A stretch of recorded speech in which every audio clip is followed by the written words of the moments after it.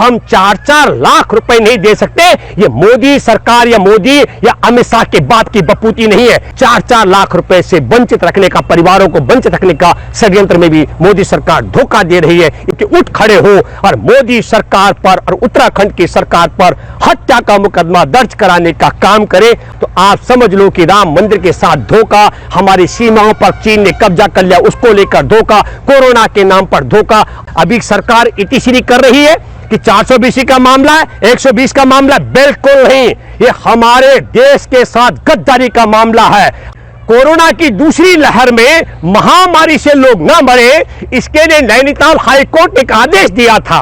उस आदेश के मुताबिक 50,000 लोगों के रोजाना टेस्ट किए जाने थे। और अभी आप लोगों ने देखा होगा, बहुत रोचक बात है कि कुंभ में कोरोना जांच के नाम पर 1 लाख से ज्यादा फर्जी रिपोर्ट उजागर हुई। और यह उजागर कैसे हुई है?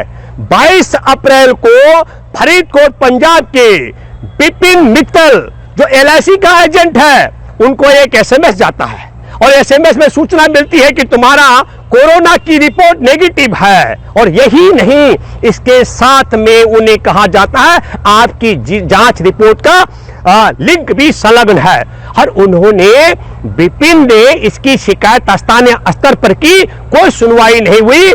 फिर उसके बाद जब ICR को इसकी शिकायत की गई तो उसके बाद पाया गया कि यह मामला हरिद्वार की जांच का है। और हरिद्वार की जांच के लिए जब यह मामला भेजा गया तो क्या हुआ?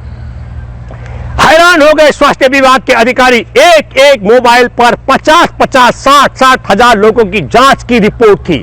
तो मैं आपको कहना चाहता हूं, एक तरफ आप सब लोगों ने देखा कि कोरोना भगाने के लिए ताली और थाली और घंटी घड़ियाल बजाए गए, जबकि हमारे देश के अंदर 30 जनवरी को एक मामला उजागर हो चुका था। और विश्व स्वास्थ्य संगठन 30 जनवरी को विश्व वैश्विक आपातकाल घोषित कर चुका था कोरोना के लिए, लेकिन सरकार ने ध्यान नहीं दिया। और यदि हमारे देश का प्रधानमंत्री अवैज्ञानिक तरीके से अपनी ही मूर्खता के कारण जब मन करता है 500 मामलों में ताला लगा दे और 1 करोड़ 17 लाख मामले उजागर होने पर कुंभ के आयोजन की तैयारी करा दे, तो कुर्सी से हटा करके नरेंद्र मोदी को हथकड़े लगा करके जेल में डाला जाना चाहिए।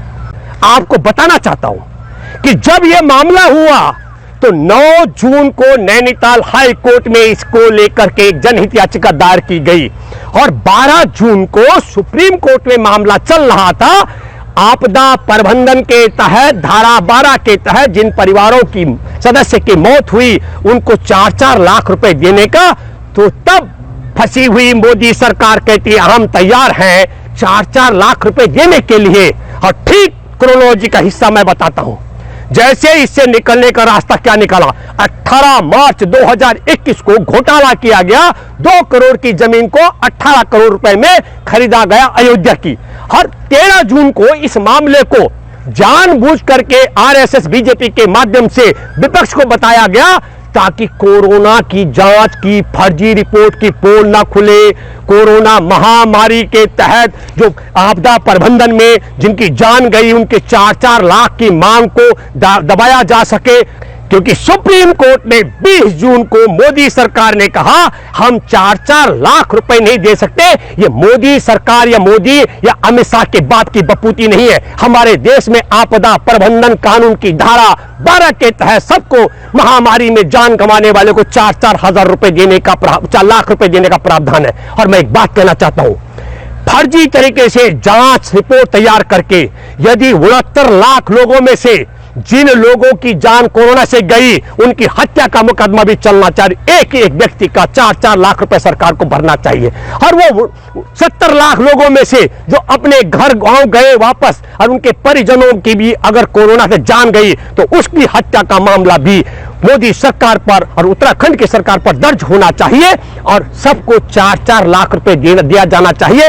मैं मामला अभी सरकार इतिश्री कर रही है, कि 420 का मामला है, 120 का मामला है। बिल्कुल नहीं, ये हमारे देश के साथ गद्दारी का मामला है, हमारे देश को महामारी में झोंकने का मामला है, हमारे देश के लोगों की कोरोना से हत्या कराने का षड्यंत्र है।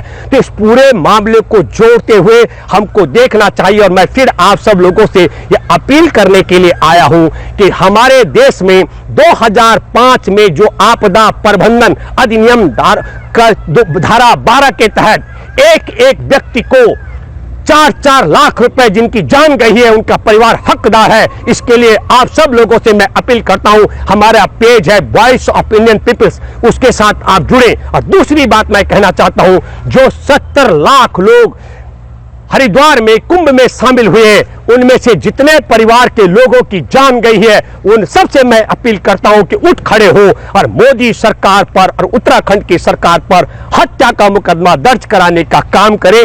24 मार्च को 1,17,00,000 से ज्यादा मामले उजागर होने पर कुंभ का आयोजन कराया जाता है और कुंभ में फर्जी रिपोर्ट दर्ज करके देश को महामारी के आग में झोंका जाता है। और जब मोदी सरकार फंसती है तो फिर राम मंदिर के घोटाले को उजागर कराया जाता है। तो आप समझ लो कि राम मंदिर के साथ धोखा, हमारी सीमाओं पर चीन ने कब्जा कर लिया, उसको लेकर धोखा, कोरोना के नाम पर धोखा, और हमारे देश में आपदा प्रबंधन अधिनियम की धारा 12 के तहत एक महामारी में जान गंवाने वाले एक एक व्यक्ति को 4-4 लाख रुपए से वंचित रखने का, परिवारों को वंचित रखने का षड्यंत्र में भी मोदी सरकार धोखा दे रही है। इसके लिए आप सब लोगों को एकजुट होना चाहिए ताकि 2005 में बने कानून का भी लाभ लोगों को मिल सके। और दूसरी बात है, हमारे देश के साथ धोखा देने वाले ऐसे देशद्रोहियों को हम दंडित करा सके।